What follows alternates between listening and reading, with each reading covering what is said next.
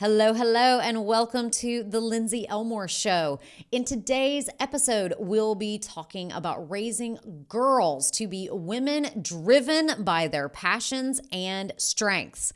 We'll be discussing specifically what we can do to encourage girls to stick with what they know they are good at as children and leverage it into careers and creative pursuits as adults. I'll be chatting with Illana Raia, founder of Etra Girls. Then I'll be reading a letter to my younger self. Hey, thanks for listening to this brand new show. If you like it, please share it with your friends and let us know what additional topics you'd like us to tackle by sending us a suggestion to www.lindseyelmore.com/podcast. There, you can not only send us a suggestion for a topic, but also listen to episodes of the show. We'd love to hear from you. Now, let's get to the Lindsey Elmore Show. Welcome to the Lindsey Elmore Show, a podcast that helps you find fulfillment amidst chaos. On this show, I interview thought leaders, doctors, creatives, spiritual gurus, and game changers who inspire you to pursue your dreams, overcome obstacles, and leave your mark.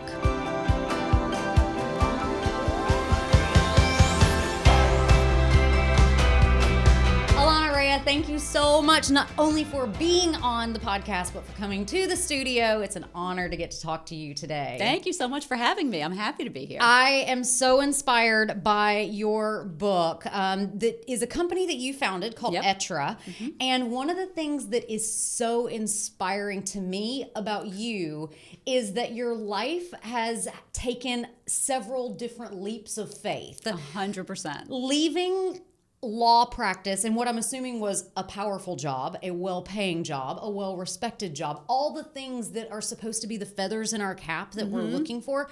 You left to start Etra because you wanted to challenge young girls to figure out who they wanted to be. So tell us how all of that came about. It happened just the way you're talking about it. And all those feathers, by the way, I loved my job. Yeah. I loved being a lawyer. I loved law school. I never thought that I would have as much fun doing anything else as much as I loved being in law. And while I was working, my daughter was in middle school, and I realized that she had zero idea what I did every day. Right. Like not even a little. And much of that was my fault. I felt like I would rush home afterwards and it was all about her, and I would leave work just at the door, never talk about it. But what really concerned me was more than her not knowing what I did, she had no idea what any of my friends did. And I had really accomplished, really cool friends with great jobs. Mm-hmm. And she would say, oh, that's Jennifer's mom. And I would say, Jennifer's mom is running a giant public company. Yes. Or she's anchoring the news right now. And she was missing it. And so at the time, I just started introducing her to these women and having her have lunch with us. But when I decided to leave law and I retired in 2014, I just knew that I wanted to do something with mentorship. And so part of that was my daughter. And part of it was a hat tip to all the women who had mentored me. Yeah, absolutely. I had tremendous mentors my whole career. Yeah, so tell us about, I think so many women are of this misconception of like, I have to find my mentor. And I think a lot of times mentors present themselves and it's much more organic if you just let it happen. Yes. So how, if someone is out there listening and they just go, I don't even know where to start with a mentor. I don't know. I know I want to get somewhere in life, but I don't know how to get there. And so what did your mentors do for you along the way that inspired you so much that you said, I'm going to turn this into my life's work to mentor other women and young girls? Great question. In the law firm world, I think I learned by osmosis. They let me literally stand at their side, learn at their cuff, and just watch. Yeah. They took me everywhere. They never shut down a question, and I asked 1,000 questions. And so a lot of it was just standing next to these legends and saying, I want to do this and I want to follow what they're doing. I think some of my mentors came from family. My grandmother was a lawyer when women were not. Wow. And, going back even younger, when you're talking about girls this age, a mentor's just a fancy word for someone who's an expert in that which you want to become better at. Yeah, someone they look up to. It could be a coach. It could be a camp counselor. It could be someone in their faith community or someone at their school. Anyone who does something and you say, I love that and I want to learn more about it and do better, that's a mentor. Yeah. And the work world, it becomes a sponsor, a champion, a mentor, all of the words that we use for someone who can help you navigate your career. But a lot of it is just who inspires you, who moves you to the point where you say, I just want to be in that circle. Yeah, absolutely. And so why do you think it is? Because I mean, you and I have talked a lot, and you've said so many people have asked you, why not high school girls? Right. But you're starting with middle school girls. Yes. And why do you think that it's important to start with young girls? And why do you think the mentors that work with these middle school girls connect to them so strongly? It's so true. I picked middle school not just because that's when I noticed it with my daughter, but when I started to really get into it, the data bears it out. Studies have been done that say that between ages 8 and 14, girls' confidence can drop by 30%. Wow. And that magic number 14, even in sports, that girls are quitting their sports at twice the rate of boys by that age. It is the age, that middle school heading into high school, where girls might be more reluctant to raise their hand, more reluctant to try out for that team or take that harder advanced class. And I just felt like if you could catch them at that age and put them in front of someone who works in a really cool office and has an amazing job, and that woman looks them in the eye and says, I hated raising my hand in math too when I was exactly your age, but that's when I got over it, and now I'm an engineer at Google, and come see my office. Well, it matters. It totally matters, because I think that especially around that 8 to 14, we start listening to other voices. Sure. And the voice that's like, you're a band geek, why would you play the flute? Right. And if you'd had someone like Lizzo, the most famous flautist that we have at the moment, or if you have a girl who's like, I love math, but it seems like a nerdy thing to do. Right. Why would I stay on the chess team, whatever it is? Let's introduce you to an astronaut who's like, yes, for the love of God, let's be nerdy. Yeah. Because here's what you get to go do. Absolutely. Right. Yes, it's super meaningful. And I think that it's not just that girls lose confidence, but it's lack of seeing the future as everything it could be. So you do these lunch and learns to introduce girls to mentors and expose them to all of the different jobs that women can have. Tell us how the lunch and learns work, and what have been some of your favorite success stories from them. So it's funny, the lunch and learns were not originally an idea I had on my plate. When I first started Etra, it was a website. And then I formed a board of advisors that was all middle school and high school age girls. And one of the board members said, we interview all these women by email. It's so cool, but we want to meet them. Oh, yeah. Why can't we meet these women? Way better. And I was like, well, we're a year old. They're never going to come to us, but let me see if we can go to them. Yeah.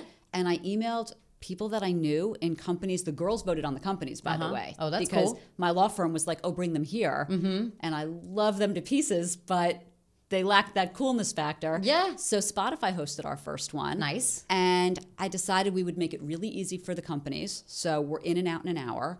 And I take small groups of girls, so 10 at a time. Yeah. Because I want them to want to speak and really interact. And bringing 50 girls into a company, they may not get that one-on-one conversation that they want with the women. So bringing in small groups. Small groups, we stay an hour, we are in and out, we get there, we tour the company, we see everything cool that there is to see, we do a super easy lunch, pizza, sandwiches, anything. Whatever. But we sit at that point in a conference room with whoever the company wants to give us. Yeah. And it could be anyone from a super senior C-suite level person to a junior person who's 2 years out of college. Yeah. Because that's valuable and relatable for the girls too. Absolutely. And the girls ask every question they can think of. Oh, yeah? What have been some of the questions that they've asked? Oh, I mean, anything from, did you know you would be good at your job? What was your favorite class when you were our age? How did you get your job? Have you ever fired someone? I mean, they ask very unvarnished, authentic questions. Well, questions too that get to the insecurities that we all feel as women. I mean, as soon as you said, how did you know you'd be good at your job? You're like, I didn't know I'd be good at my job. I had absolutely no idea. This wasn't a job I planned on. I had a completely different career. And so showing the girls that these very successful women have failed, have been wrong, have tripped over themselves, lets that same girl say, oh, it's okay. I scored the goal in the wrong goal in soccer. Yeah. Or I hiccuped through my audition. Yeah. Because that woman at NBC or Viacom or the stock exchange, whoever we're speaking with, had that same issue. Yeah, absolutely. It would be hard to pick a favorite because they've been very different, and the girls have been so jazzed to go because they voted on it. Yeah. So Google and YouTube, The girls are incredibly respectful if there's a place where we can't take pictures. Oh, yeah. You know, you might struggle with a middle schooler saying, put your phone away. One person at YouTube says it, and phones were in pockets, and that was it. Yeah. And they were just all ears. Well, and it puts into perspective for them what it takes to run massive companies, that you have to have proprietary information, that you have to keep secrets, and that's part of the job. And so, okay, so you mentioned that your entire board of your organization is made up of middle school and high school girls. And I'm just guessing that you have been out of high school for a few years. Just a couple years.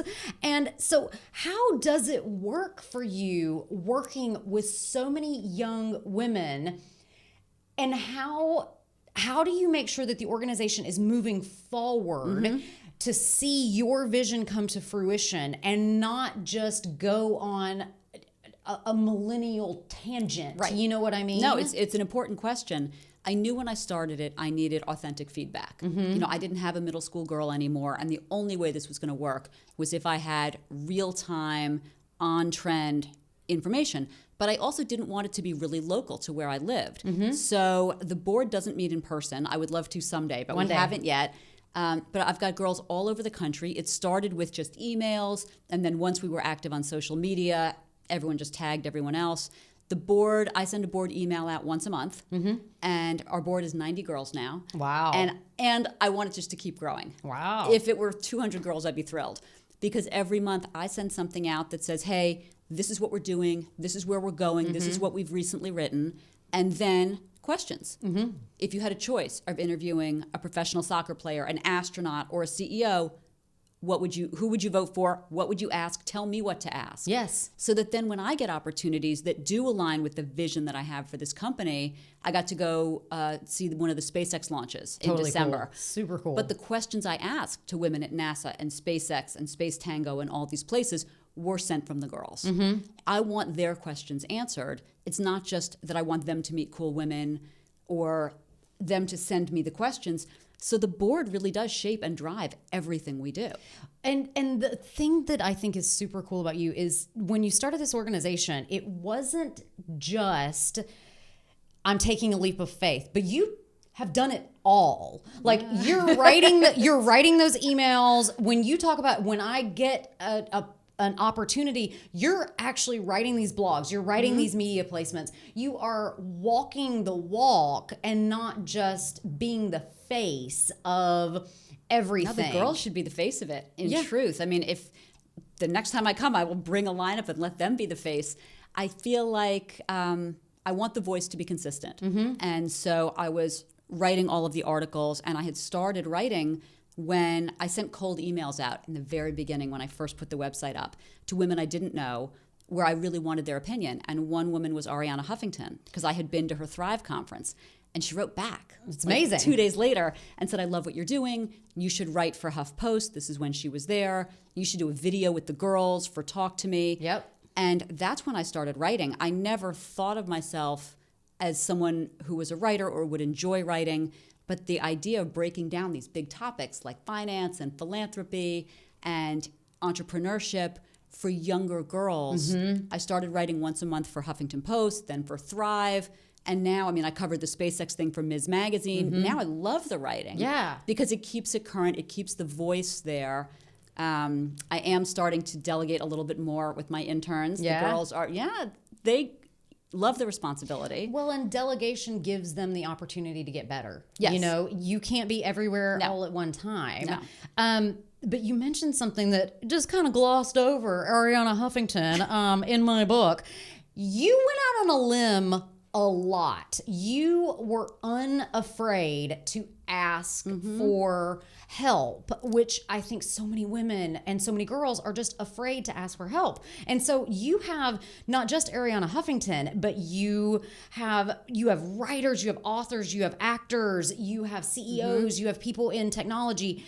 And as you said, all of this just came about because you were unafraid. Just ask. You know, either they were women that I'd interviewed or women I had met at a conference and just followed up afterwards.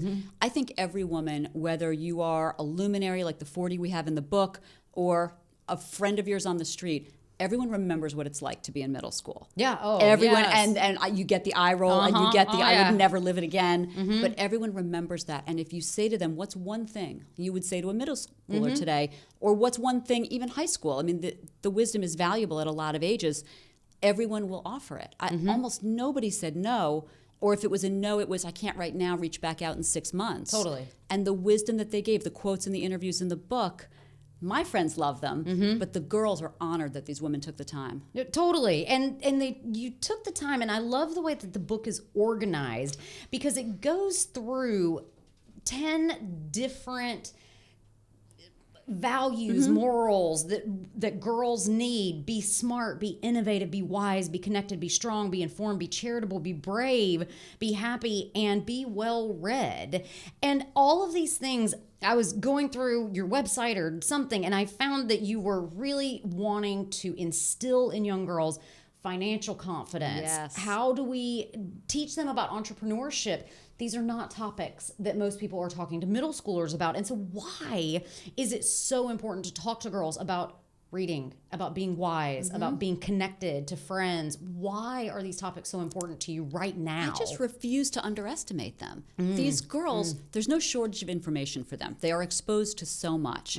So giving them a place where you can curate it and vet it a little bit and then challenge them and say, yes, there are financial confidence and financial literacy resources out there for you. Different companies, different banks, they want to start a pipeline for girls as they get into high school, as they get into college.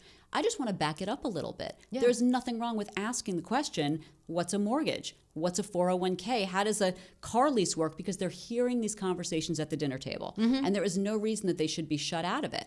And I think there's a little gloss of, oh, it's impolite to talk about that stuff. You know, you don't have to worry about that. Wait till you're older. Yeah. But you are stifling curiosity, and that's bad in any environment. In any environment. And I think that women do not talk about money enough. Right.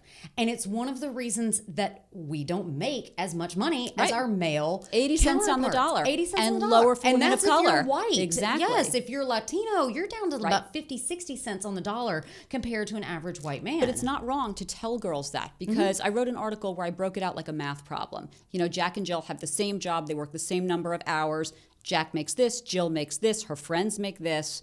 How long into the next week would you have to work to make what Jack makes, which is pretty much what the pay gap's all about. Totally. And there, it is not beyond them. They can fully understand that. So let's get into it. Yeah. And let's give them resources to fix it so that later on, when they're sitting at a table like this, there are more women on boards. There are more women running companies.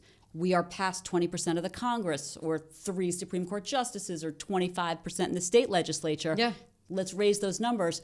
But it's not going to happen unless they understand the actual issue. Well, and I mean, I think something crazy from the film Misrepresentation, which is a Gina Davis movie, and it would take something on like the rate that we're going, it would take something like 250, 300, 400 years to achieve parity in Congress. And so seeing these women come up and be the first is so important. Her organization does tremendous work, by the way, researching what kids see in terms of gender in media. Oh, and her statistics are staggering, and she's moving the needle. I absolutely agree. And I think it is so important for girls to understand these issues. Otherwise, it's just, we're still back in the situation that we were in the 50s, where it's like, I've never seen a female astronaut. Right. Can that even exist? I've never seen a female this. Right. Can it even exist? So what in this book do you hope that girls take away from it? I hope that they take away the confidence to ask questions. You know, I can't say it enough that I want them to raise their hands instead of lowering their standards. And I mean that across a wide variety of things. So whether it's the Be Smart chapter and we're talking about STEM, raise your hand to take that hard class, to ask a question. Be brave and raise your hand if you need help. You should never feel alone. There are people out there who want to hear from you. Speak up, protest if there's something that you disavow. But the confidence, I think, to find the thing that resonates with them, not all their friends, like you were saying, be authentic. If it's chess, if it's music, whatever it is. And then in the book, there are real resources that are age appropriate to help them. There are actionable tips. We break down, what would you say if you wanted to get a job? What would you say if you wanted to ask someone to be your mentor? Very cool. And then all of the women, this is one of my favorite parts, all of the women and the older girls that we interviewed gave us permission to have their social media handles in the back. So you're giving them a whole new set of role models to follow on social. It doesn't just have to be who's in your favorite movie. Let's follow some astronauts and some tech whizzes and some entrepreneurs. Yeah, some pharmacists. I'll just Some throw that pharmacists, out there. 100%. I think because I think so often, as we were just mentioning, when we are misrepresented in media, it makes it really hard to comprehend that the impossible is possible. And we've seen women sidebarred for so many years that I love the idea of instilling confidence to get out there, to ask for mentorship, because in turn, then that's going to make all of these girls that you are raising in droves into mentors for the next generation. The confidence to raise your hand in a classroom will translate into a locker room, will translate into a boardroom. It will. Yeah. And it will translate into you advocating for yourself, standing up for yourself. I mean, we are at a time, the Time's Up movement is 2 years old and there's no end to it in sight. And so having that confidence to say, no, these are my boundaries and you're not going to cross them. It's so important. And watching women where they work, interact with their team. How should you be treated? How should your team treat you? How should your day progress where you are accomplishing what you want and feeling great about what you do? And hopefully working in a spot that inspires you. You are a master of bringing people together. It seems like every time we get together, you're like, oh, you've got to meet this one person, this other person, this other person. And so connectedness is something that I think gets so mischaracterized.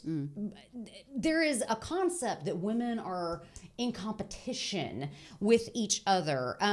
Have you seen any competition among your girls where they all want to be on top? Or is it competition for the right reasons? Competition for jobs, competition for the raise, all of that, instead of competition for men or for marriage or just cattiness. And when moments where there is a perception of competition in the workplace or with another woman or another girl arises, what lessons have you learned from seeing so many young girls work together? Great questions. Don't forget, I'm seeing them at a very particular slice, either in the day. I'm not seeing them in their own school unless I do an event at a school or something like that. The girls that are being drawn to Etra, and when I see them at a lunch and learn, their curiosity's already turned all the way up. They cannot wait to get into that office. So there is less with the cattiness or the snark or anything else that might naturally come up just because of the age. I'm not seeing a ton of that because they are playing up to the level of the women that we're meeting. Nice. Having said that, they are aware of competition and they're curious about it. One middle schooler, I kid you not, asked this question at Morgan Stanley. She asked one of the women, is it more important to be passionate about your job or competitive in your job? Oh, wow. And everyone turned around because it was a really great question about what's the place of ambition and when can it get mischaracterized as adversarial. And the answer she got was great, but I was so unbelievably proud that she asked the question. It's as profound as the Machiavelli question. Right. Do you want to be feared or loved? It's as profound as that. And you don't just stop at saying, okay, I'm going to mentor these girls for a few years. You encourage them to give back. Philanthropy is a big part of your mission, being charitable and continuing this cycle of lifting one another up. Why is that so important for you? I mean, I could see, that it doesn't just let your work stop with you, but it just gives and gives and gives. But how did you get that giving heart? And how do you instill that love of philanthropy in someone else? I think it's another area where girls are underestimated and they underestimate themselves. They may watch people in their family be philanthropic, and maybe it is through their school or their place of faith or just another group that one parent belongs to, but they think it's too adult. And or they're expected, oh, do a small part of that with us, but it's not really yours. And I just don't think that they're too young to own an issue that speaks to them. Clean water, animal rescue, immigration, pick anything. Yeah. And say, okay, you're not too young to learn about it, and you're not too young to make a difference. You don't have to raise all the money. Yeah. The grown-ups are going to raise the money. Right. But raise awareness. Right. You live on social media. It's a great way to say, let's find a cause. Let's check it out. We'll vet it. They shouldn't be doing this alone. For sure. Someone looking over their shoulder. But then let's raise awareness. Find a hashtag, tell 10 people. Get 10 of your friends to spread the word about that charity. They can make such a difference. And any nonprofit would be honored to have them getting into this issue. Yeah. I think you're never too young or too old, frankly, to give back. And it is a responsibility at whatever level you play at. You've got something to learn and something to give. Well, I mean, and young girls philanthropy is definitely having a moment with Greta Thunberg just getting nominated for the Nobel Peace Prize. I mean, and she's just a phenomenon. But it spoke to her. It was an issue for her. Yes. No one handed her that. Yes. It mattered to her, and it matters in everything else she's doing. And that is what makes it resonate, I think, with other girls that watch her. She can do that. She's not scared. Or if she is scared, she's pulling it off. And why not let them, let that inspire them? Well, and that brings me to another question, which is so many times women are, even me, in my own personal experience, when I was growing up, all I wanted to be was an actress and a singer, be on stage. I wanted to be a performer. And my mom says, no, you got to have a real job. So I get a degree in chemistry. I get a doctorate in pharmacy. Just like that. Yeah. And then I just spent the rest of my career figuring out how to make science performance. And that is so true, I think, for so many women. We find what we're passionate about, and then we let someone talk us out of being passionate about it. So when you see a girl on the cusp of, I don't want to go to math class anymore. I don't want to be on the debate team anymore. Right. When you see a girl on the cusp of giving up something that she was formerly so passionate about, what do you do? Stay with it. Yeah. Stay with it. And telling parents, really listen to your kids. If you see a passion with something, if it's art, if it's gymnastics, if it's soccer, anything, help them stay with it. I mean, I want the girls to stay in their cleats. I do not want them walking off that field and perpetuating that statistic. I think middle school also is a time of real authenticity in that they know what they like already. Odds are good that they know what class they most look forward to. Yeah. Odds are good if you asked an adult, were you a reader in middle school? That person's probably still a reader. Did you love sports when you were in middle school? Odds are good that they either play or they're spectators, but that love stays there. Yeah. So value it, believe in it at that age, and let's springboard them into it. Well, and I think the opposite is also true. If you're trying to tell your daughter, you got to go to tennis. You got to go to tennis. And she's constantly forgetting her tennis shoes and forgetting her racket and just... But she writes volumes of poetry. Right. Maybe let's find a writing class or a place where she can publish online that, publishes kids. Yeah. Great ways to springboard the actual love. Do you ever see parents struggling with their own ego of wanting their daughters to do things? All parents are sort of guilty of that, I think. And it's a natural thing, but you got to believe in the girls because they will so outpace us. When you started the organization, ETRA, which I don't even know, I've mentioned it in the intro, but this is to be. It means to be in French. Yeah. And I love the idea of asking girls who they want to be. Yeah. And it's not what you want to be. We do visit women in these companies, but this is not let's pick your job now. This is what kind of girl do you want to be? Brave and literate and well-read and charitable. And so those 10 things that you listed are the 10 pages on the website, the 10 chapters in the book. There are, billions more. Yeah. But I felt like those were the 10 that to start with. And I just love the question, who do you want to be? And so you first started asking middle school girls, who do you want to be? And then all of a sudden those middle school girls are in high school. So now it's middle school and high school. And now your high school girls are now young women. First set, going to school. In college. And so you have not been shy. You've said, I'm going to take this on and I'm going to expand the brand. And you call it closing the mentorship loop. Yeah. So what do you hope by having college girls, college women, with a new crop of younger girls, how can they all work together? They asked for it. Again, another example of the board coming through. The first set of girls were graduating high school, and the girls in high school, they started after school clubs because they wanted to mentor younger girls. So and your after school clubs it's called Club Etra. And, older girls in school, it doesn't really have to be any particular year. Oh, okay. A freshman can mentor middle schoolers, a junior or a senior can mentor freshmen, but they are themselves taking topics in the book. So this is something a young girl could do. She just can bring in into her school. own neighborhood. Absolutely. It folds really well into other things. We're a partner with Girl Scouts. We can award badges. It happened really organically. So when my girls went off to college, I got all these emails saying, I don't know how to make a LinkedIn page.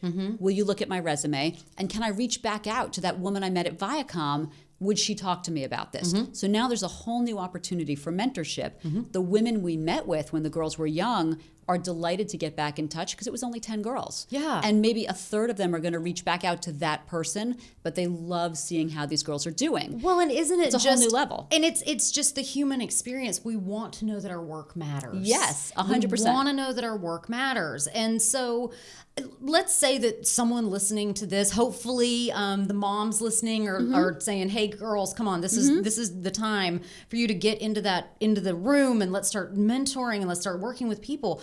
What could an inspired 15-year-old do to bring the principles of Etra to her school or her dance class or whatever? It's so easy to participate on just a number of levels. The first thing, check the website out, right? etragirls.com, E-T-R-E, girls, and see what you think. You can email us to join the board. As I said, we're dying for the board to get bigger, and it's a really light lift. You're going to get questions once a month.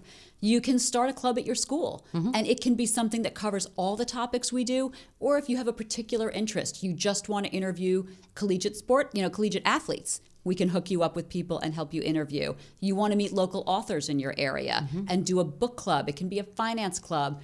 Happy to make the club whatever you want. Yeah. And then if you're in the sort of New York, New Jersey, Connecticut area right now, come to one of the lunch and learns. I will say we are going to start doing them in other cities this year. So fun. It's a big thing for 2020. And, ideas, that's what we want. Email us and say, hey, I live in Minneapolis and I've got an idea to visit this company. Will you help us do it? 100%. Yeah. Because this is so easily scaled. And the questions are simple, and the companies want to hear from the girls. Again, companies want to know that their work matters, just like individuals want to know that our work matters. And I think the theme of the day is ask. Ask. Raise your hand. Raise your hand and just ask.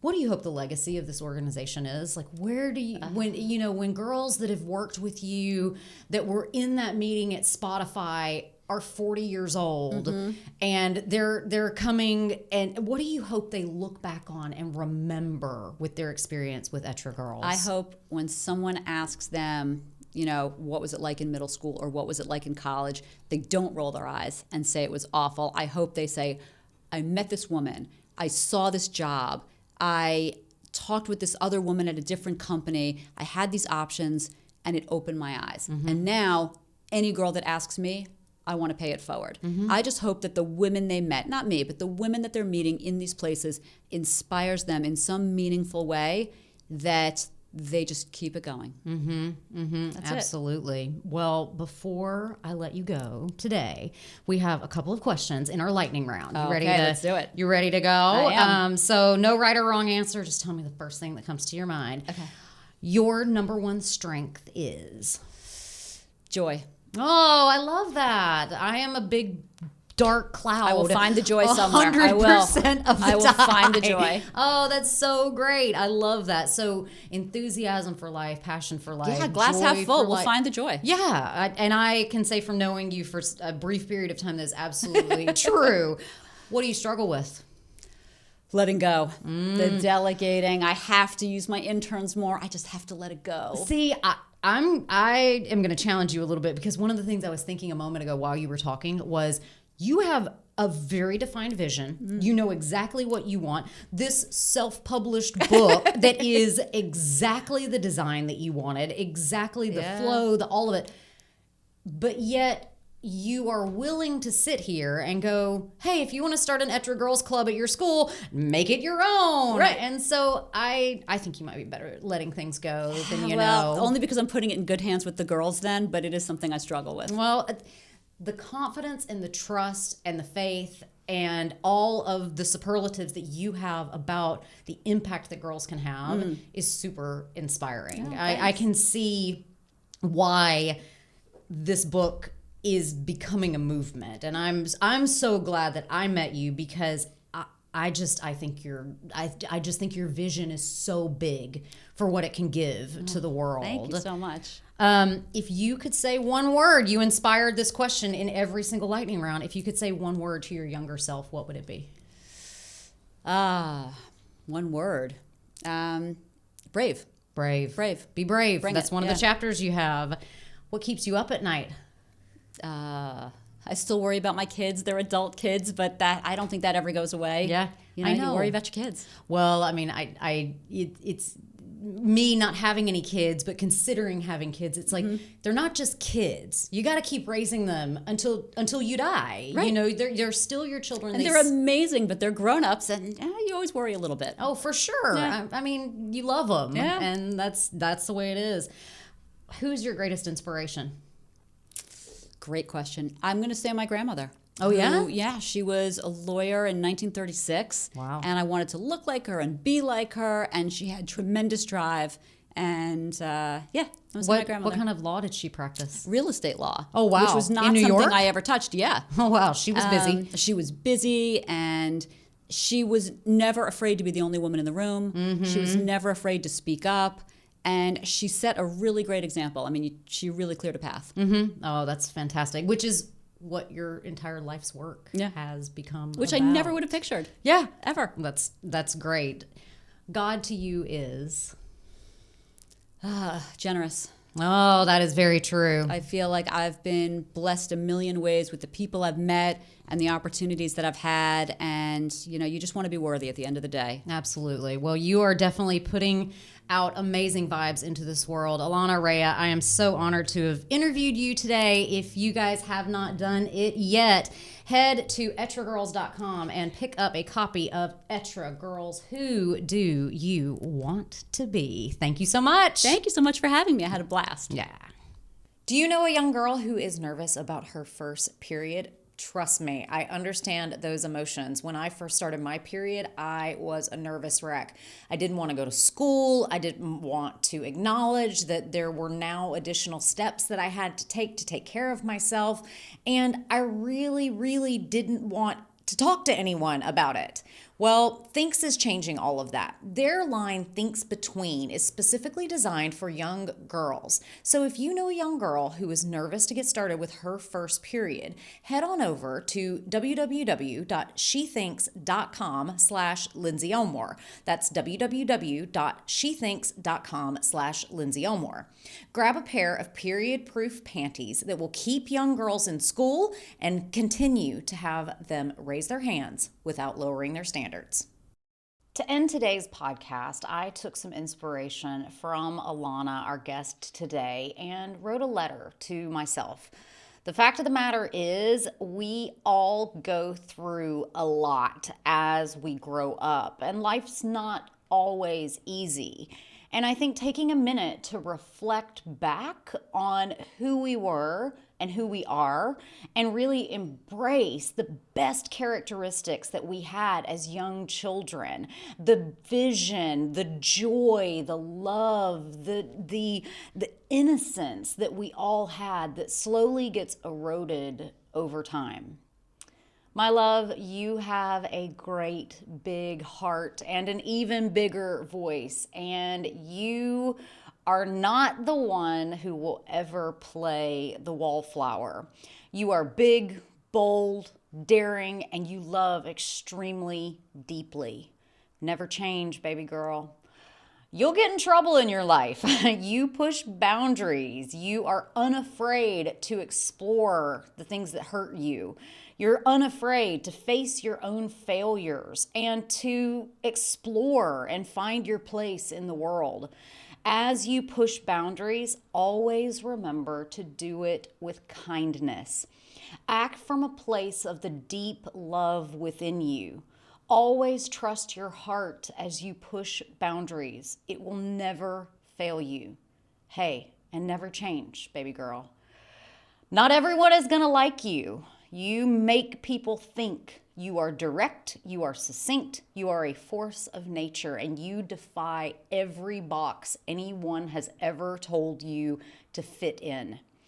You have but one sacred vessel in this lifetime. Take care of it. Eat well, drink less, exercise more, pray more, meditate, and listen for God to give you directions most of all. Follow your instincts as they are informed by divine light, which will always guide you and be at your side. You're gonna have some bad relationships.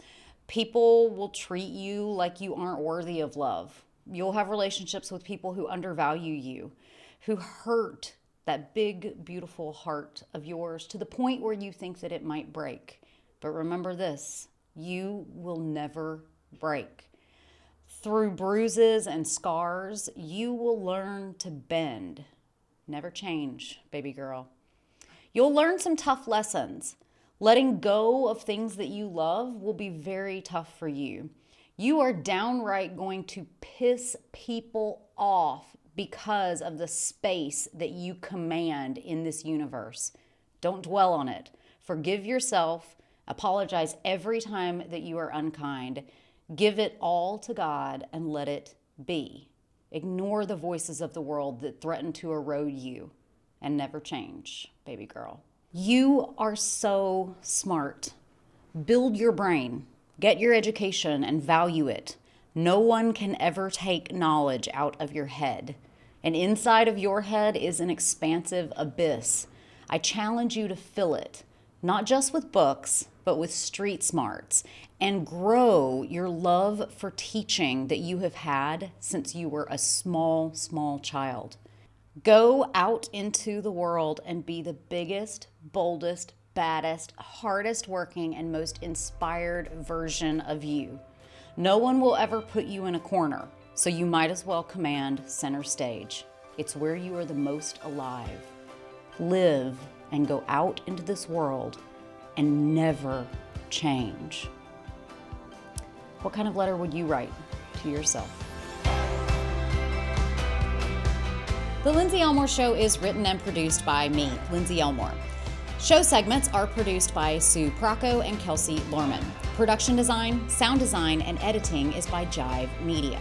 If you have a question about this or any other episode of the podcast, send us an email to hello@lindseyelmoreshow.com. And hey, since you're still here, take a moment to subscribe, rate, and review this podcast. And while you're at it, go over and follow us on Instagram @Lindsey Elmore Show. This helps us bring the pod to more people.